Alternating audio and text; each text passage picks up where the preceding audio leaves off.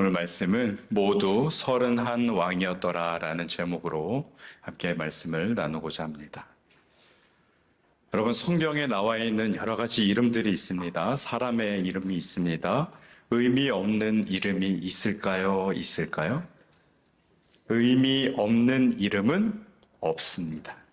성경은 하나님의 감동으로 쓰여진 것으로 하나님의 모든 구속 사역 안에 필요한 이름과 내용이 기록되어 있습니다.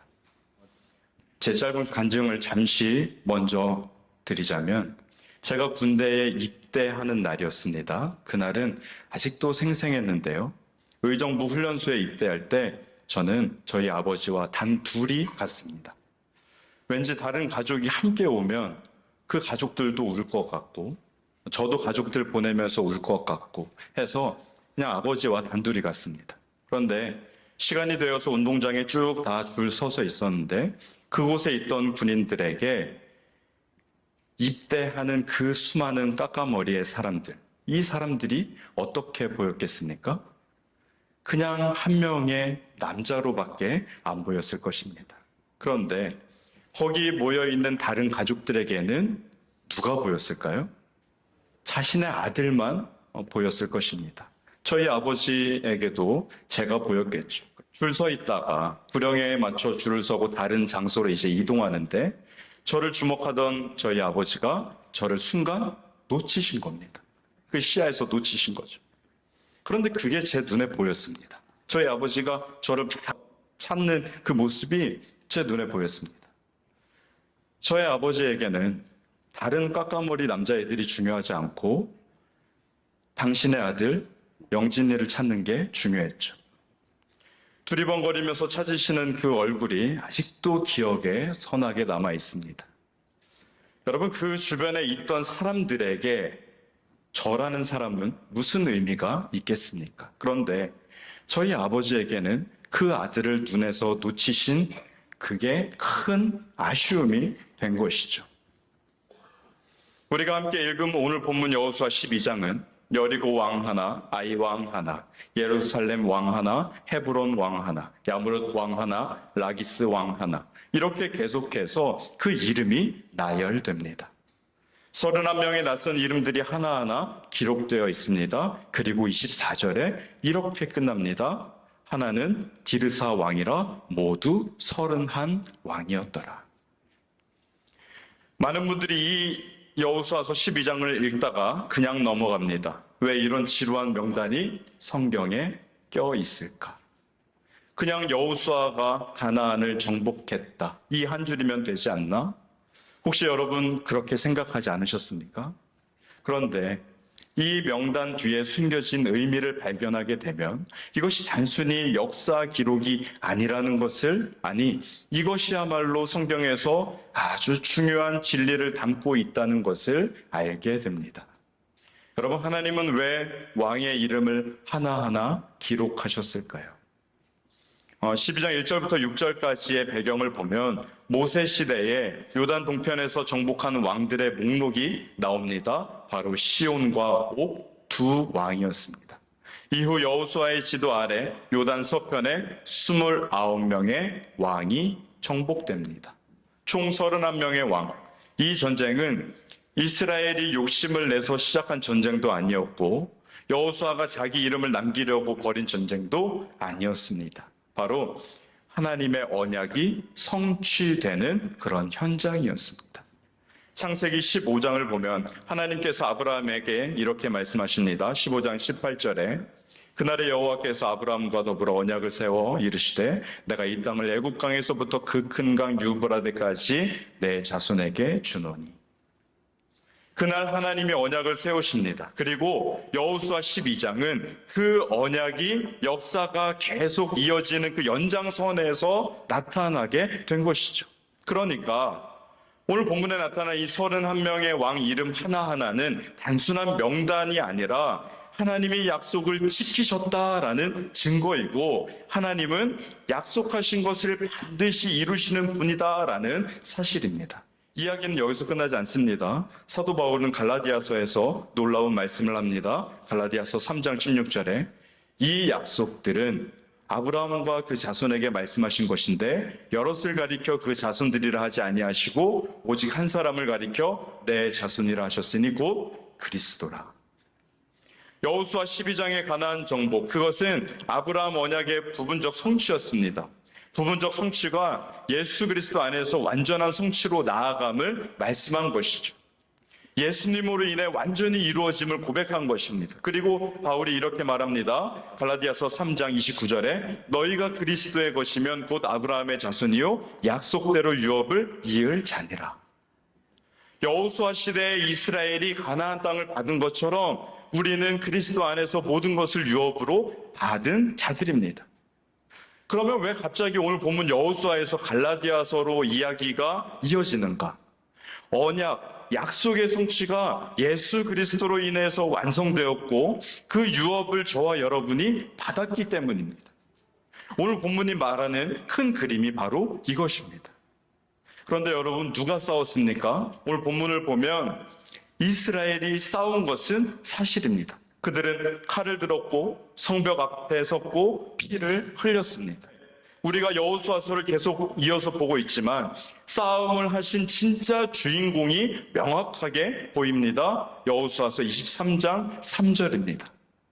너희의 하나님 여호와께서 너희를 위하여 이 모든 나라에 행하신 일을 너희가 다 보았거니와 너희의 하나님 여호와 그는 너희를 위하여 싸우신 이시니라. 또 10절에 보니까 이렇게 말씀합니다. 너희 중에 한 사람이 1000명을 쫓으리니 이는 너희 하나님 여호와 그가 너희에게 말씀하신 것 같이 너희를 위하여 싸우시니라. 이스라엘 백성들이 칼을 들고 싸웠지만 누가 싸운 것이라고 말씀합니까? 하나님이 싸운 것이다. 이스라엘의 전쟁은 하나님의 전쟁이었다라고 말할 수 있는 것이죠. 그들은 하나님의 명령을 따라 나아갔고 하나님께서 그들을 앞서 싸우셨습니다. 그러니 이렇게 말할 수 있습니다. 승리는 이스라엘의 것이 아니라 하나님의 것이다. 여러분, 본문을 다시 생각해 보면요, 31명의 왕이 무너졌습니다. 하나도 남김없이 모두 하나님 앞에서 쓰러졌죠. 무엇을 의미하는가? 하나님의 영광을 확인할 수 있고 하나님의 능력이 얼마나 위대하며 두려운지도 발견할 수 있습니다. 이스라엘을 대적하는, 아니 하나님을 대적하려는 모든 교만한 그들이 얼마나 어리석었으며 헛된 일이었는지를 여실히 보여주는 것이죠. 31명의 왕들, 그들에게는 군대, 성벽, 전략, 용사들이 있었습니다. 그런데 하나도 서지 못하고 하나님 앞에서 모두 무너졌습니다. 24절에 고백하는 모두 31 왕이었더라, 여기서 이었더라 라는 말이 과거형이라는 것을 우리는 알 수 있습니다. 무슨 말인가? 더 이상 존재하지 않고 하나님의 영광 앞에서 그들의 모든 것이 먼지처럼 사라졌다라는 것이죠. 저들에게는 하나님이 이런 존재이시지만 우리에게 놀라운 사실은 그 능력 많으시고 찬란한 영광 자체이신 하나님이 저와 여러분을 위해 싸우시는 하나님이라는 사실입니다. 31명의 왕을 무너뜨리신 그 하나님이 우리의 하나님이 되시는 것이죠. 그러면 이스라엘 백성들이 했던 전쟁의 모양도 방식도 우리의 삶에 맞는 모양으로 바뀌었습니다. 어떻게 바뀌었을까요? 사도 바울이 이렇게 고백합니다. 에베소서 6장 12절. 우리의 씨름은 혈과 육을 상대하는 것이 아니요 통치자들과 권세들과 이 어둠의 세상 주관자들과 하늘에 있는 악의 영들을 상대함이라. 이스라엘의 전쟁은 가나안 왕들을 향한 것이었습니다. 그러나 우리의 전쟁은 더 깊은 곳을 향한다고 말씀합니다. 죄와 사망, 사탄을 향한 영적 전쟁이죠. 여호수아서의 전쟁에서는 하나님께서 직접 싸우셨습니다. 골로새서 2장 15절에 보니까 통치자들과 권세들을 무력화하여 드러내어 구경거리로 삼으시고 십자가로 그들을 이기셨느니라 라고 고백합니다. 여러분, 주님이 지신 십자가를 볼 때 겉으로는 패배한 것처럼 보였습니다. 완전한 패배, 마치 패전병처럼 보였습니다. 로마 군병들에게 조롱당하고 십자가에 못 박히고 죽임을 당하는 것처럼 보였습니다. 그런데 주님은 죄와 사망과 사탄의 모든 권세와 저주를 무너뜨리고 부활하셨습니다. 31명의 왕들의 무너짐보다 더 위대한 승리이며 가나안 전역의 정복보다 더 완전한 승리가 십자가 사건을 통해 나타난 것이죠. 여러분, 여호수아 시대는요, 하나님이 이스라엘을 위해 싸우셨습니다. 그런데 십자가에서는 하나님이 직접 싸우셨습니다. 예수 그리스도께서 몸소 전장에 나가셨고 우리를 대신하여 우리를 위하여 싸우시고 승리하셨습니다. 그분의 십자가의 승리로, 십자가의 희생으로 완전한 승리를 이루셨습니다. 여호수아 11장을 우리가 묵상할 때 가장 놀라운 점이 하나 있습니다. 그것은 바로 하나도 빠지지 않은 기록입니다. 우리가 1절부터 24절까지를 교독으로 읽었지만 오늘 설교 제목에 대한 이야기이기도 한데요. 1절부터 24절까지 하나님은 그 정복한 왕의 이름을 하나하나 기록하게 하십니다. 여호수아서 기자는 그 땅의 왕들을 이스라엘이 모조리 쳤다, 한마디로 정리하지 않고 여리고 왕 누구, 아이 왕 누구, 예루살렘 왕 누구, 기자는 그 땅의 왕들을 이스라엘이 쳤다, 한마디로 끝낼 수 있었지만 반복해서 그 왕 한 명 한 명을 빠짐없이 기록했습니다. 왜 그랬을까요? 이유는 하나님은 언약을 결코 잊지 않으시는 분이기 때문입니다. 즉, 이스라엘 백성이 겪은 싸움 하나하나, 두려움 속에서도 나아간 그 발걸음 하나하나 하나님은 다 기억하시고 기록하셨습니다. 본문은 단순한 전쟁의 리스트도 아니요, 하나님이 친히 세워주신 승리의 흔적이죠. 여러분, 이 진리를 예수님께서도 말씀하셨습니다. 요한복음 6장 39절에 보니까 나를 보내신 이의 뜻은 내게 주신 자 중에 내가 하나도 잃어버리지 아니하고 마지막 날에 다시 살리는 이것이니라. 또 10장 28절에 보니까 내가 그들에게 영생을 주노니 영원히 멸망하지 아니할 것이요 또 그들을 내 손에서 빼앗을 자가 없느니라 라고 말씀하십니다. 하나님은 왕의 이름을 하나하나 다 세셨듯이 주님은 저와 여러분의 이름도 빠짐없이 기억하십니다. 오늘 본문의 명단이 단순한 통계가 아니었듯이 주님의 마음에도 구원받을 자의 이름은 절대 잊지 않으십니다. 우리의 이름, 구원받을 자의 이름, 그 존재뿐만이 아니라 하나님은 무엇을 기억하시는가? 우리가 순종으로 버텨낸 그 하루를 기억하시고 기도로 견딘 그 밤을 기억하시며 순간을 이겨낸 유혹을 기억하시고 우리의 포기를 내려놓은 그 자존심마저도 기억하십니다.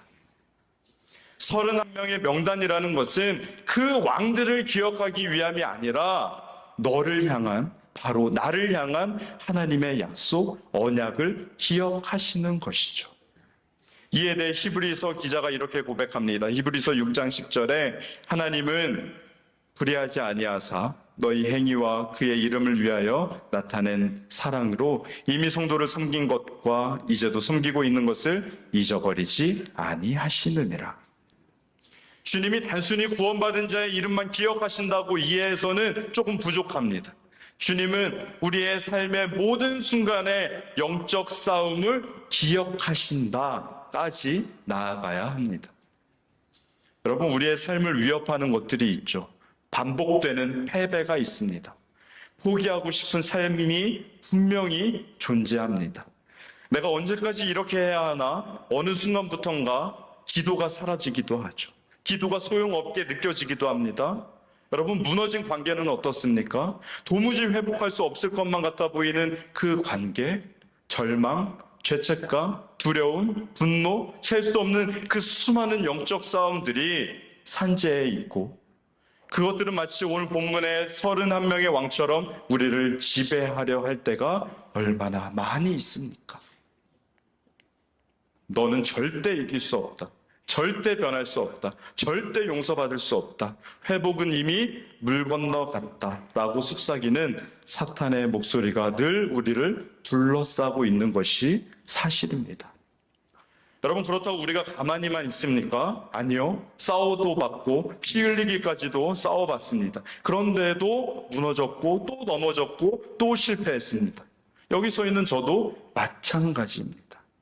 그런데 여러분, 그렇다고 해서 어쩔 수 없구나라고 여기고 살아야 합니까?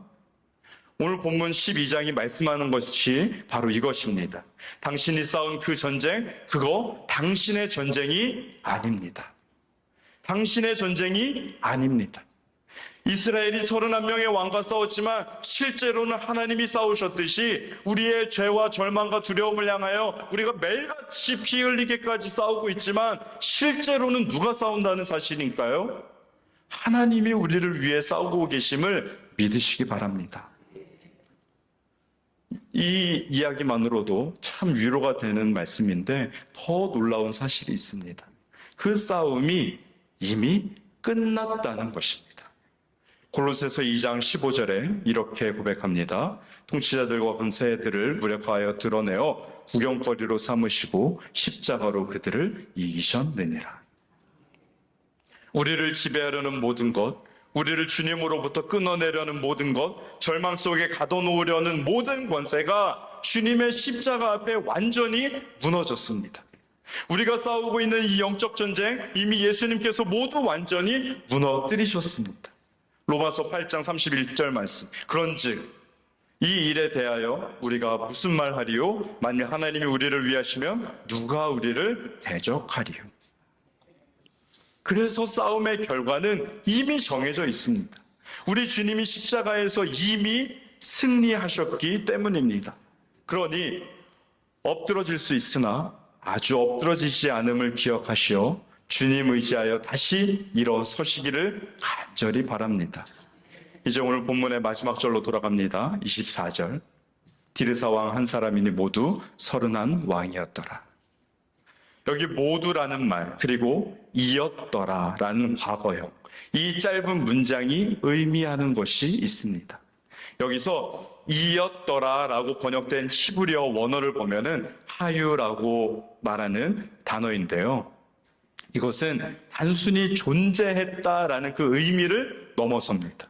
그러니까 성경에서는 완전히 종결된 상태, 이미 끝난 사건, 다시는 영향력을 미치지 못하는 존재를 표현할 때 사용됩니다. 다시 말해서 오늘 본문 24절이 단순한 역사의 서술이 아니라 하나님께서 직접 선포하셨다라는 것이죠. 이들은 하나님의 손에 의해 과거형이 되었다. 그들은 존재했지만 이제는 끝났다. 이 말은 하나님께서 언약을 다 이루셨다는 선언이고 동시에 하나님의 백성을 향한 전쟁이 이미 승리로 종결되었다는 소식입니다. 31명의 왕, 그 모든 권세, 위협, 두려움, 그 모든 적들이 하나님 앞에서 철저하게 쓰러졌습니다. 더 이상 영향을 미칠 수도 없고 더 이상 우리를 위협할 수도 없는 것이죠. 여러분, 이 히브리어 하유는 철저하게 과거형입니다. 다 끝난 것입니다. 하나님의 승리로 완전히 끝났습니다. 이걸 조금 풀어서 표현해 볼까요? 하나님의 손에 의해 그 왕들은 과거형이 되었습니다. 이 한 단어가 하나님의 승리, 하나님의 심판, 하나님의 신실하심을 동시에 보여주는 것이죠. 하나님은 시작하신 일을 완전히 이루시는 분이라는 사실입니다. 여러분, 이스라엘이 가나안 전역을 단숨에 점령한 것이 아니었습니다. 각 지역을 하나하나 정복하는데 많은 시간이 걸렸습니다. 피와 눈물의 대가가 있었습니다. 그런데 그 모든 과정 속에서 하나님은 결코 그분의 일을 멈추지 않으셨습니다. 결국 모든 31 왕이었더라. 이 고백은 단순한 통계를 의미하는 것이 아닙니다. 하나님은 하나하나의 싸움을 기억하셨고 그 모든 싸움 가운데 신실하게 일하셨습니다. 우리에게도 마찬가지. 이미 주님께서 끝내신 싸움 앞에서 무기력하게 있을 수 없습니다. 하나님이 끝내신 싸움이기에 우리도 우리의 걸음을 옮겨야 합니다. 주님의 신실하신 약속 따라서 담대히 걸음을 내딛는 저와 여러분 되기를 바랍니다. 오늘 본문이 의미하는 바를 조금 더 살펴보면 여호수아가 이루었던 그 정복, 그것은 앞으로 주어질 더 깊은 평안, 더 크고 완전한 회복을 향한 시작이었습니다. 무슨 말인가? 히브리서 기자가 이렇게 표현합니다. 만일 여호수아가 그들에게 안식을 주었더라면 그 후에 다른 날을 말씀하지 아니하셨으리라. 그런즉 안식할 때가 하나님의 백성에게 남아 있도다. 하나님의 약속하신 안식은 거기서 멈추지 않았습니다. 31명의 왕이 무너졌지만 진짜 싸움은 아직 끝나지 않았고 진짜 안식은 아직 남아 있다는 것이죠. 그리고 그 안식은 이 땅의 전쟁으로는 얻을 수 없는 평안이며 오직 하나님께서 보내신 분을 통해 주시는 영원한 안식을 의미합니다. 그런즉 안식할 때가 하나님의 백성에게 남아있도다. 진정한 안식, 완전한 안식은 아직 남아있다는 것, 바로 그리스도 안에서만 주어지는 참된 안식을 의미하는 것이죠.